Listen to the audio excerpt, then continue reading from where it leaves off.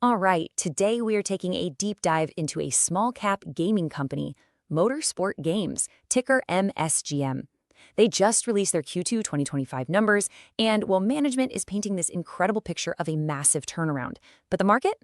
Yeah, the market seems to be telling a completely different story. So let's get into it and figure out what's really going on here.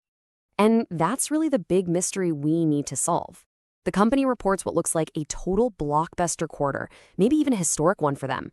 But then, the very next day, the stock just tanks, down 11% on some pretty heavy volume. So what gives? Did Wall Street see something that wasn't in the big, bold print of the press release?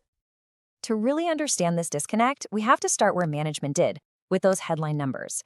And on the surface, they look fantastic. I mean, for a company that's pretty much been in survival mode, this quarter looked like a genuine victory lap. Okay, first up, let's talk revenue. Top line came in at almost $2.6 million. That's a jump of nearly 38% compared to the same time last year. And what's really impressive is that this happened after they got rid of their NASCAR license, which used to be a big chunk of their income. The driver for all this growth? Their big title, Le Mans Ultimate. And it's not just that they're selling more. They're making way more money on everything they sell. Gross margin exploded to over 82%, and that's up from 59% a year ago. That's a huge sign that the company's finally getting a handle on its costs, and that its new focus on its own games is just way more profitable. And all that good news, well, it flows right down to the bottom line. Adjusted EBITDA hit a positive $3.7 million. And to give you some perspective on just how big of a turnaround that is, in the same quarter last year, they lost over $500,000. That is a massive year-over-year swing of more than $4.2 million. And here it is. This is the milestone management was really crowing about. For the first time in the company's entire history, they were actually profitable from their core operations. The CEO basically held this up as the ultimate proof that their painful overhaul, selling off assets, refocusing, slashing costs, is finally paying off. So, with a story this good, what went wrong? So how in the world did they pull this off? Well, to get the bull case, you really have to understand their main franchise, Le Mans Ultimate, or LMU. Management spent a huge chunk of the earnings call explaining how this one game isn't just a game. It's the very core of their entire new business model. And honestly, the momentum here is pretty hard to argue with.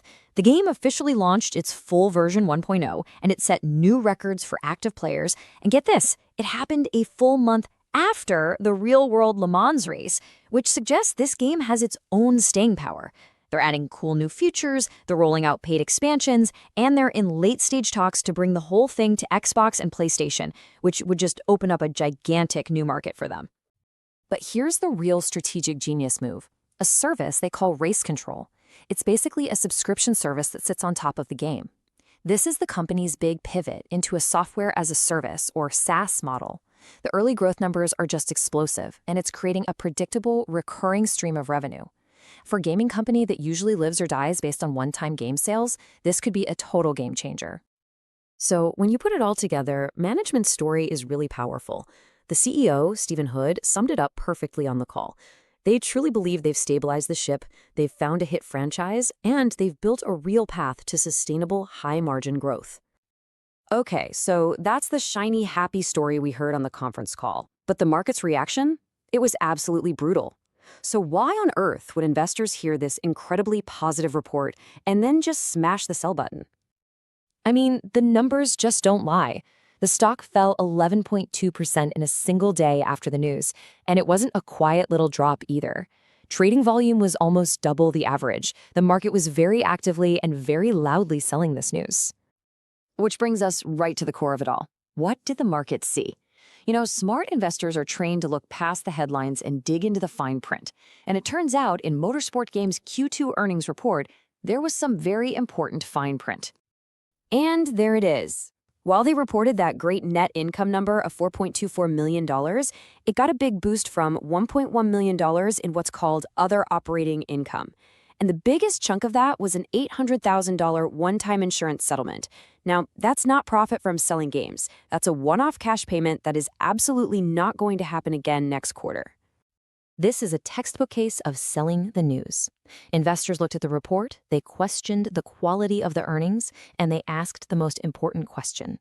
Is this level of profit actually sustainable without these one-off gains? And for now, the market's answer was a very firm no. So with all that as context, where do they go from here? The story is definitely not over. The company has a really clear set of milestones coming up that will either prove the skeptics right or show that this turnaround is the real deal. Let's take a look at the road ahead. In the short term, it is all about executing on the Le Mans franchise. That first paid expansion is supposed to drop by the end of this quarter.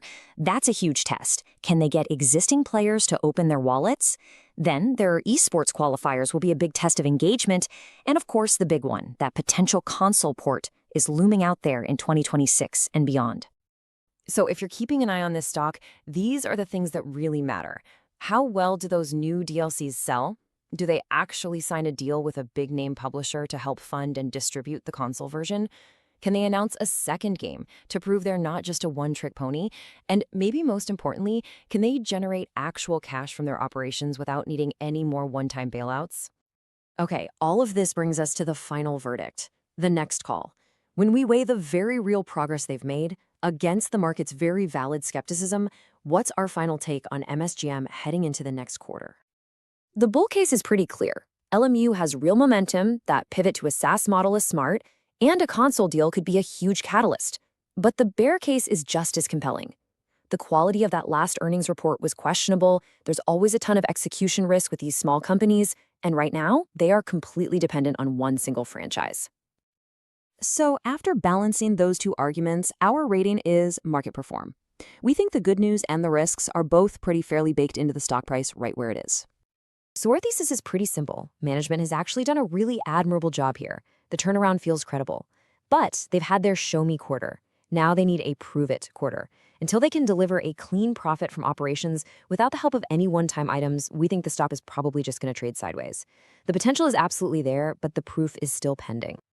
Now, just before we go, let's play a little what-if game.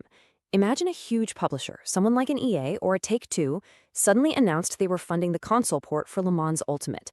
A catalyst like that could completely change the story and re-rate the stock overnight. In a hypothetical world, that's the kind of long-shot event some investors might try to play. But of course, that's just a thought experiment. And as always, this is for informational purposes only. This is not financial advice.